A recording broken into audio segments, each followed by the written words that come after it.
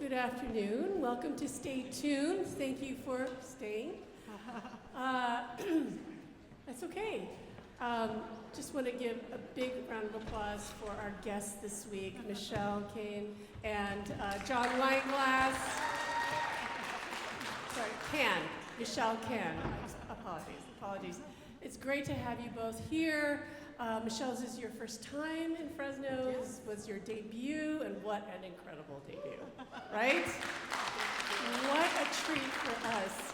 So, and John, we did a commission together during the pandemic, Alone Together for Strings, and that was our first collaboration together, and then this came along, and we thought it'd be perfect to, celebrate America 250 with your piece and the world premiere. What you all think? What did you think?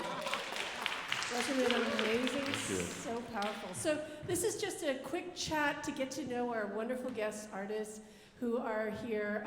Michelle, where are you coming from? Cherry Hill, New Jersey, which is just over the bridge from Philadelphia. Oh, yes. Awesome. And John, you live in Monterey, I live in Monterey. I have a studio in Los Angeles. Yes. So just a quick get to know you. Michelle, what is your favorite sandwich? Oh, wow. You really threw me off. Yes, I did. I will say, honestly, I don't eat that many sandwiches these days, but if I do, I really like a very good, authentic Philly cheesesteak. Ooh, yes. And John, yours is? Yeah, that would be me as well. Philly Really? cheesesteak or Reuben, Okay. And mine is a tuna melt. Oh, nice. I don't know if any of you are tuna melts out there. Anyway, please tell us a little bit, Michelle, about your journey as a musician, as a pianist. How old were you when you started? Who inspired you? Just kind of highlights. Sure. So I started at the age of 6, and I came from a really musical family. So I was hearing just music from the womb. My father was a conductor through K through 12 education for his whole career, and my sister, who's 6 years older than me, is a concert pianist now too. So she was already quite talented when I was starting piano.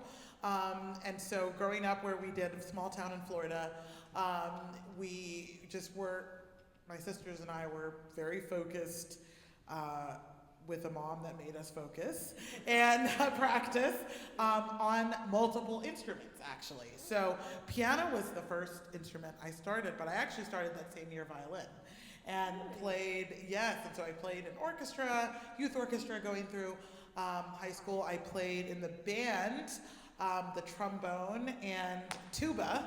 Not kidding, these are all like little known facts. My father's a band director, so of course I had to play whatever he needed. So whether or not I wanted it, but no, I had fun with that. And then I also played, which was very fun to find out that the principal percussionist also plays steel drums. I grew up playing the steel drums, and this was very, very fun. My father had brought that into education for kids throughout his life. And so that was probably like just the most fun I had, playing so many different styles of music. So that's my background. It's very full of, so whenever I play with orchestra, I resonate with like every part of the orchestra. No, you can tell there's this great energy coming from the piano, and it emanates throughout the orchestra. And I feel that you are such a unique artist, and I think your background really informs who you are, which is incredible. Steel drum pianist. Yes. I mean, and I tried to pick up the tuba once, and just for fun, played my friend's tuba, and I could not. I just didn't have enough lung capacity. I almost fainted just blowing into the instrument. Wow, that's fantastic. And so did you study in a conservatory? I did. So once, again, I played all these instruments, but piano, I was always the most focused, and I pushed the most at the piano. So once I realized I wanted to go into music, piano was the obvious choice. So then I went on to Cleveland Institute of Music, Conservatory in Ohio, and then I went to the Curtis Institute of Music to finish with an artist diploma. And I'm so grateful for my education, great teachers at these schools. And I made a home in Philadelphia after finishing school, and I did a variety of things, which also includes, this tracks with my childhood. I never seemed to just do one thing. I did for quite a while choir directing. And so I was a music director in various churches in Philadelphia, and then children's choir through an Elsa Stemma inspired program called Play on Philly in Philadelphia when it first started. Great, just so great. So yeah, there's that too. But now I would say that my life is very much piano focused. I'm now a professor at the Curtis Institute of Music and the Manhattan School of Music, and I tour as a soloist really all around the world. So it's exciting, but Wow. And then finally, I do have a 7-month-old son, my first child. So that's maybe the best part of this year. Well, congratulations. Wow, that's a lot. A lot to be touring with your infant, but also just, so much that you give to this, to the communities that you visit with so much music and love of music. You can tell. That's incredible. Because, you think of pianists and we're like practicing 8 hours a day. And you're just in this little box, and to have an artist of your caliber just being so open and free, that's really inspiring. Thank you so much. Thank you. And John, you are a violist. Oh. Yeah. Yeah, so tell us a little bit about your background as a very musician. similar. 5 or 6 years old, I have synesthesia and perfect pitch. So my sister, who's 6 years older than I, was a pianist, and so I picked up the Moonlight Sonata by ear, and then my mom got me into lessons. I got in the youth orchestra, and the rest is sort of history. I had a little detour with business, so I started at American University in Kogat School of Business, but double majoring in music. I studied with Margaret Ward, she was with the National Symphony and the Washington Opera, and then I, long story short, moved to New York. Did the consortium there. I went to NYU, but I studied with Della Gioio at the Juilliard School and Carigliano at Lehman College. And then the rest is history. Never looked back. But you didn't say when the composition side, because she was talking about, I'm curious, because you're saying, I'm hearing instruments. I really want to know, what made the business? I'm very intrigued. When all my friends were applying for undergrad, to New England Conservatory, I got tendonitis. At age 16, which is that's when all the auditions are happening, and so and I had always been writing music as a kid I used to write out parts, for my family members that all played instruments, and then come to the house. All your family play instruments? You would conduct and I them? would conduct, yeah. It was awful. Wow, how fun. That's so much joy in the house, in music. Wow, and they didn't have to make you practice? No, because the thing is, I started touring when I was 11. We used to do the Pablo Casal's Festival down in Puerto Rico. Then we went to the former Soviet Union. We played American in Paris for Gorbachev. And then we were in China. I was in China during Tiananmen Square right before Tiananmen Square. So it was a way of getting away from home for 3 months in the summer. So, that was. Yeah. Wow, incredible. Well, and John, tell us about your compositional kind of projection. How does it work? Do you see these images, visit Yosemite, and all of a sudden you hear things in your ear? Or tell us about this piece, Yosemite. Yeah, Yosemite. I came here about 2016. I was writing another piece, my Big Sur Symphony, and when I was I took a, long story short, Groveland, friends had a house there, let me stay there, and they said, you're about 45 minutes away from Yosemite. I'm like, oh my gosh, I gotta go visit that. And so I remember going on the tour bus, and you go and you see the mountains just rise. I'm a New Yorker. DC, we don't have that kind of stuff where we live. And so I said one day I'm gonna come back here and write a piece. So I had the bug very early on, but I went through a couple of other landmark places, and finally this opportunity opened up to work with Ray, and here we are. And you took a Cessna, the third movement is called Cessna. Flight 2783. Right. And you flew. Yeah. And actually, John texted me last summer. He's like, "Do you want to come on this flight with us?" Exactly. and I passed. I was back home in the Midwest. You were back home. Yeah, you were and busy. I couldn't fly out. And anyway, Yeah. So tell us about that. What was that like? Yeah, no. Eliza, who was here last night, she said, hey, I have this friend that has a plane, and I think it'd be great for your inspiration. I'm like, really? I didn't know you could fly that close to Half Dome. And so we flew out of Watsonville, this little airport, and flew across, I felt like I could touch Half Dome like that. I mean, you're not gonna get that in a commercial airplane, right? And then we flew through the Sierras, which was packed with snow, probably like it is now. And then there's this drop that happens right into the Nevada desert. And it's just like, so that's what you're hearing. That third movement is that entire trip. Amazing. And Michelle, have you ever been to Yosemite? No, I wish. Well, next time you come back, Yes, you'll have to take a trip out. Exactly, I have to save the time. Yes. So we would like to open the floor to questions from anyone in the audience. Do you have any questions you're dying to ask? Yes.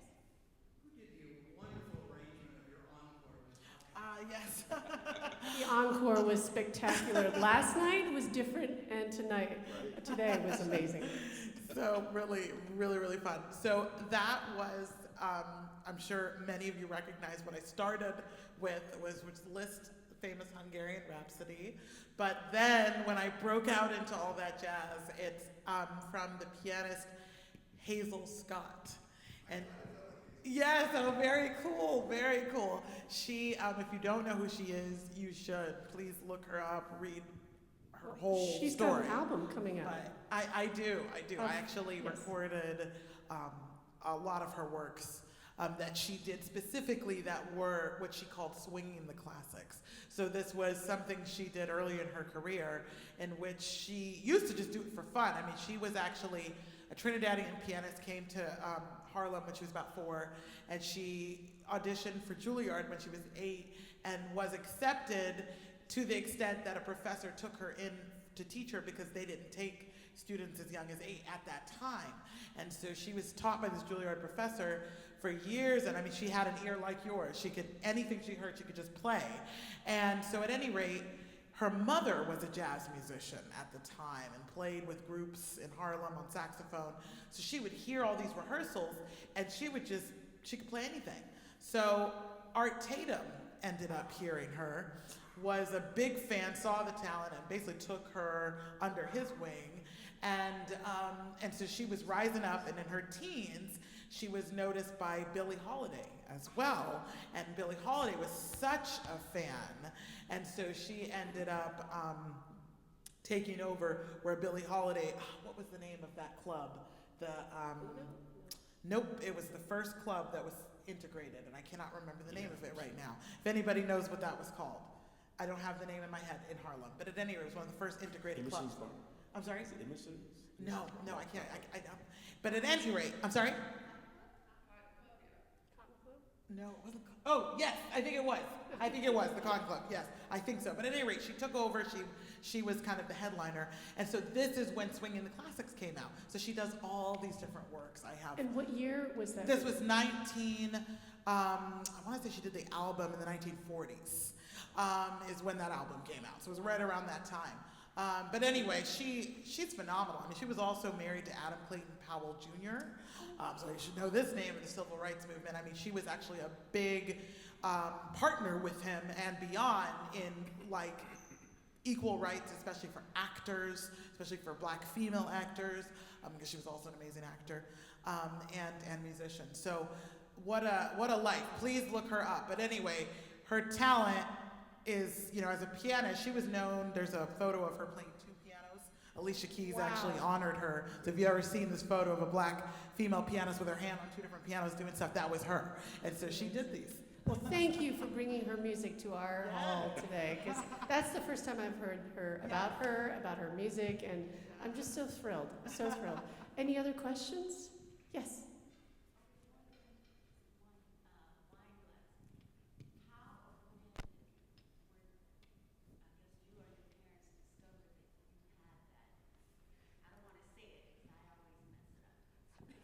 Yeah, synesthesia. Yeah, I was 5 or 6 years old. She How heard. did your parents know that you Because had I had picked up the Moonlight Sonata by ear, and they came down and said, "How did you do that?" And then I had a song called the Rainbow Song, which correlate with the synesthesia. So C major is white, F is orange, G minor is, the modalities have colors too. And so your parents were like, what is going on? Did they have you like tested, or how does that work? Well, that all kind of came. I knew I had it. I didn't know what I had at the time. As I got older, I realized what was going on. But they got me into the orchestra, and the DC Youth Orchestra, and I started touring. So. Wow, fabulous. Any other questions? Yes. Not a question. I just wanted to say that today I felt as if your orchestra and you and our guests provided a combination that was brilliant. Thank you. Thank you. I agree with that. I mean, we have such an amazing orchestra, and we have so much to be proud of, and I think that they really shined today. But, you know, having all these different elements in the program really adds so much dimension. You know, Tony doing the narration of MLK's speeches, I mean, that's just, you know, adds to the experience, I think, for all of us, and inspires I agree us. that this is really, truly a phenomenal orchestra. I was so impressed. I sat in the second half and, you know, was even more impressed, honestly, that they put all of this together. It's a huge program of so many different, very difficult pieces.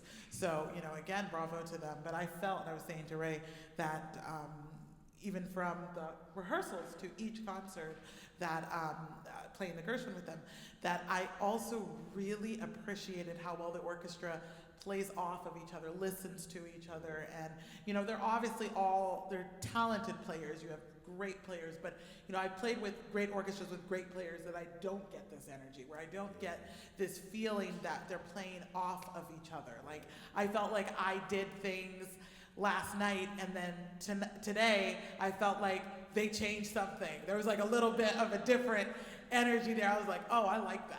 I really love that. I felt that they felt even more free today to kind of do what they wanted in solos. I mean, did you notice that? It was very interesting. Anyway, this is like the best part, right, of live music, is that it doesn't become something that just is, okay, we're doing this again and we're going to do it exactly the same way. Right. It's that, you know, this is a living, breathing thing. And so, you know, we're inspired, and today's gonna sound like this, you know? And that inspires me as a soloist. When orchestras do that, I play right off that. Yeah. So I'm glad that it was noticed, but this is not always what you get. This is not always what I get as a soloist with orchestra. So you're very lucky because you have an amazing conductor, amazing orchestra that cares and listens. Yeah, it's really good. Thank you, Michelle. This was really nice. Well, I know it's been a long afternoon, so we want to just say thank you so much for staying, for stay tuned. Thank you to our guests. Thank you so much. We'd love to have you both back. Yes. All right. Have a great evening. Thank you. Thank